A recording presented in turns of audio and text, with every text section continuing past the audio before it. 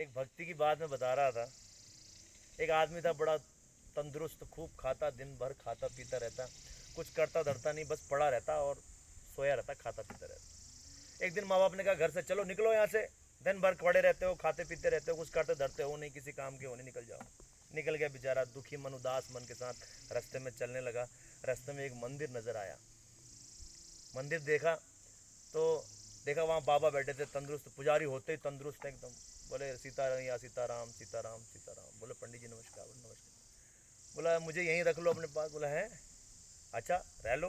कंठी माला दे दी। बोला क्या करना है? कुछ नहीं, सीताराम सीताराम सीताराम करते रहो। बोलो पंगत खाना?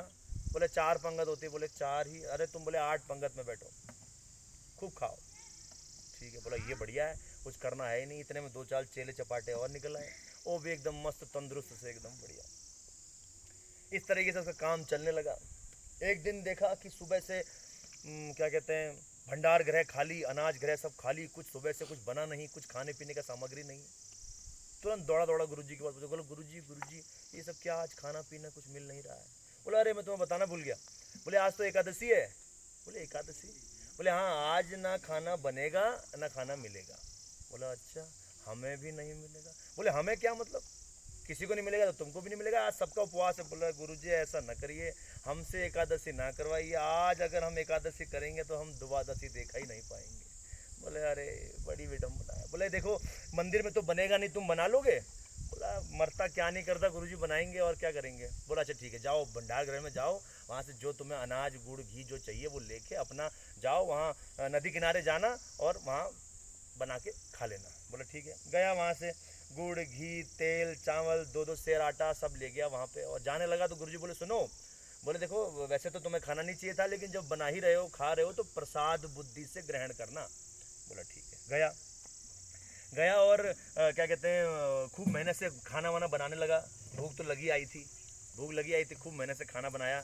और जैसे ही खाना बनाया वैसे ही क्या कहते हैं, गुरुजी की बात याद आ गई कि भाई प्रसाद बुद्धि से ग्रहण करना है। बहुत सरल आदमी था। जैसे ही क्या कहते हैं खाना बना के भगवान को याद करने लगा तो कहने लगा, राजा राम आइए प्रभु राम आइए, मेरे भोजन को भोग लगाइए, हो मेरे भोजन को भोग लगाइए।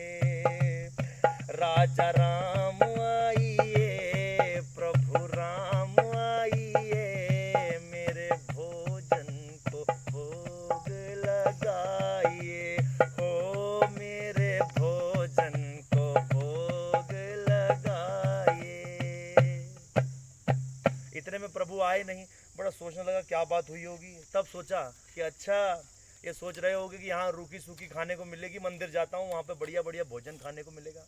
तो कहने लगा आचमनी अर्धान आरती यहाँ नहीं मेहमानी, आचमनी अर्धान आरती यहाँ नहीं मेहमानी, रूखी रोटी पाओ प्रेम से पियो नदी का पानी, राजा राम आइए प्रभु राम आइए, मेरे भोजन को भोग लगाइए, ओ मेरे भोजन को भोग लगाइए।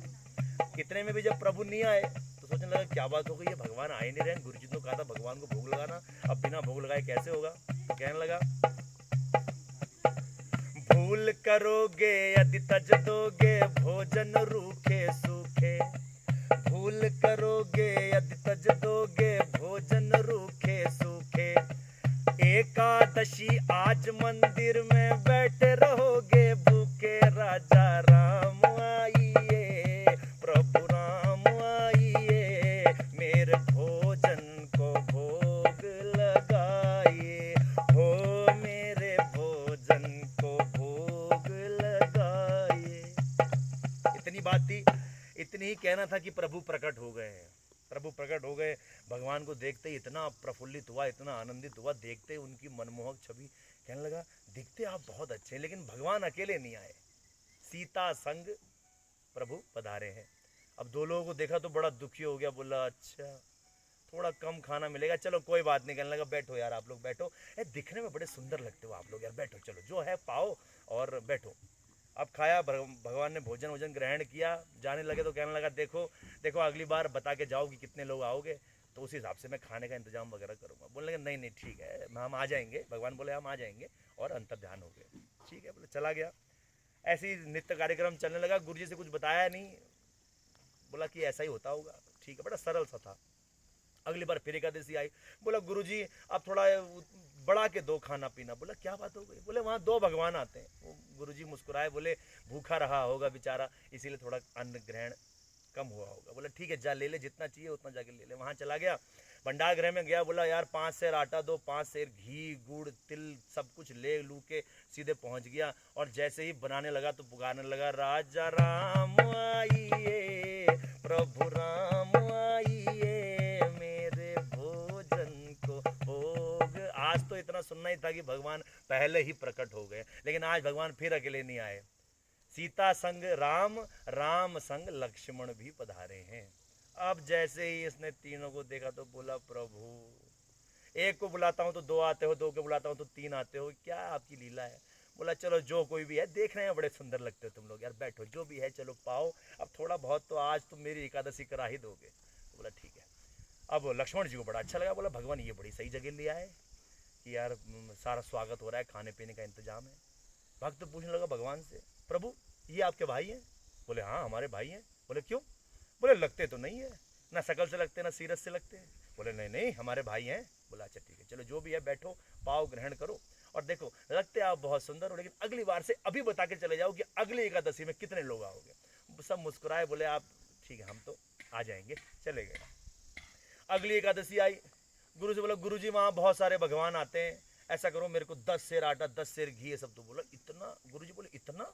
बोले सोचने लगा इतना तो ये खाता तो नहीं होगा, हमें लगता जरूर बेचता होगा। तो बोला ठीक है जा तू भंडार गृह में जा, जो तेरे को चाहिए वहाँ से ले ले, सब ले ले। और चेले चपाटों को बुलाया और बोला आज इसका पीछा करेंगे, इसको जाने दो, सब कुछ दे दो।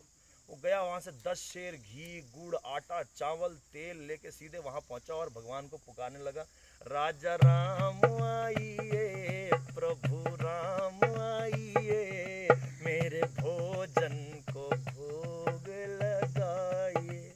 भगवान तो वैसे ही इंतजार में थे, इतना सुनना ही था कि प्रकट हो गए भगवान। लेकिन इस बार राम लक्ष्मण भरत के साथ साथ पूरा राम दरबार उपस्थित हो गया। जो सबको देखा तो माथा पकड़ के बैठ गया, बोला तेरी की। बोले क्या हुआ? बोले अरे एक बुलाता हूँ 2 आते हो, 2 बुलाता हूँ 3 आते हो, 3 बुलाया तो आज तो पूरा पूरा पूरा अपना मोहल्ला ही ले आए हो। बोला चलो अब ले आए हो तो ऐसा करो, ये खाना रखा है, देखो आज बनाया नहीं मैंने खाना, ये सामग्री रखी है, अब खाना बनाओ और खाना पाओ, मैं किनारे बैठ जाता हूँ। खुद चला गया पेड़ के किनारे, आंखों बंद करके बैठ गया। बोले आंखें बंद करके क्यों बैठे हो? बोले जब हमको मिलना ही नहीं है तो आंखें खोल के पकते हुए देख भी तो नहीं सकते हैं। तो बोला ठीक है। तो लक्ष्मण जी बोले भगवान ये क्या है, आज तो खाना बन नहीं रहा। बोले अब भक्त की राजी है, आज तक भक्त भगवान की सुनता था, आज भगवान को भक्त की सुननी पड़ेगी, बनाओ खाना आप। तो सबने अपना अपना डिपार्टमेंट संभाल लिया है, सब अपने अपनी जगह चले गए हैं। तो एक बहुत प्यारा सा भजन है, कहता है श्री भरत जी भंडारे बनाने लगे, श्री भरत जी भंडारे बनाने लगे, श्री भरत जी भंडारे बनाने लगे। पूछते पूछ से आंजनीय चोखा को, भाजी आनी अमनिया के लाने लगे, श्री भरत जी भंडारे बनाने लगे, श्री भरत जी भंडारे बनाने लगे। जैसे ही देखा कि जानकी माता ने रसोई संभाल ली है, तो जितने नर वानर किन्नर अक्षत गंधर सब देव देवताएं बोले अरे हम भी प्रसाद ग्रहण करेंगे, माता आज भोजन बना रही है, साक्षात अन्नपूर्णा आज भोजन बना रही है, हम तो ग्रहण करने आएंगे। एक बार ऐसे आंखें हटा के देखा तो बोले जो थोड़ा मोड़ा गलती से आखिरी में मिलना भी था खाने को, वो भी ये ऋषि मुनि और ये सब अक्षत वक्षत आ गए, अब कुछ नहीं मिलना है। किनारे में बैठा रहा। थोड़ी देर में गुरुजी वहाँ आ गए, सब अपने चेले चपाटों के साथ पहुँच गए। देखने लगे ये किनारे, पेड़ के किनारे बैठा है, आंखों में हाथ लगाए, सामने भोजन रखा हुआ है बिना बनाया हुआ, और सामने कुछ है नहीं। तो बोला अरे बेटे, बोला हाँ गुरुजी नमस्कार। बोले क्या है, खाना क्यों नहीं बना रहे हो? कहने गुरुजी ये देखो यहाँ यार क्या हद कर दिया, इतने भगवान आते हैं, आप एक बुलाया दो आते हैं, दो बुलाए तीन आते हैं, आज तो पूरा ये संसार ले आए हैं यहाँ पर, आज हमें कुछ मिलना नहीं है, इसीलिए किनारे पे आंख बंद करके बैठा हूँ। कहने लगे कहाँ है? कोई नहीं है सामने, तो हमें तो कोई नहीं दिख रहा है। अरे गुरुजी कैसी बात करो, सामने देखो, सामने सब बैठे तो हैं। तो कहने लगे अरे झूठ बोल रहा है, कोई दिखी है ही नहीं सामने। अब ये बोला यार मुझे दिख रहे हैं, इनको नहीं दिख रहे हैं। गया भगवान के, बोला भगवान ये आप मुझे क्यों दिख रहे हो, इनको क्यों नहीं दिख रहे हो? इनको भी दिखो, मेरे गुरुजी को भी दिखो, ये तो मुझसे बड़े हैं, मेरे गुरु हैं, इनको दिखो। बोले नहीं हम उन्हें नहीं दिख सकते। मैंने कहा अरे ऐसा मत करो, ये तो मेरी बेइज्जती हो जाएगी। तो कहेंगे झूठ बोल रहा है ना? कह रहा नहीं नहीं बेटे, हम तुम्हें ही दिखेंगे, हम तुम्हारे गुरु को नहीं दिखेंगे। बोले क्यों नहीं दिखोगे? बोले इसलिए नहीं दिखेंगे क्योंकि तुम सरल हो, हम सिर्फ सरलता में मीचते हैं, हम तुमको इसलिए दिखाएंगे क्योंकि तुम सरल हो, कोई तुमने हमें देखने की या पाने की इच्छा नहीं की, इसलिए तुम्हारी सरलता पे मीच के हम तुम्हारे पास आए हैं, तुम्हारे गुरु इतने सरल नहीं है। यही बात गुरुजी को जाके बताई कि गुरुजी प्रभु कह रहे हैं आप तो सरल नहीं है। गुरुजी की आंखों से आंसू आ गए। कहने लगे बात तो सही कह रहा है, इतनी पूजा पाठ की, इतना सब कुछ किया, और भगवान हमको आज तक दर्शन नहीं दिया। भगवान ने एक तुम्हारी सरलता पे, इतनी छोटी सी बात पे भगवान मीच गए। इस बात से क्या सीखने को मिलता है? ये सीखने को मिलता है कि संसार में अगर कुछ पाना है, अगर कुछ चाहत है आपकी, तो उसकी चाहत करने से नहीं होगा, एक निष्काम भाव से वो काम करते जाओ। जीवन में कभी ना कभी एक क्षण ऐसा आएगा कि आपको वो चीज़ मिल जाएगी, और भगवान उसी को मिलते हैं जो सरलता के भाव से भगवान को स्मरण करता है। और इसीलिए बोलिए जय सीताराम।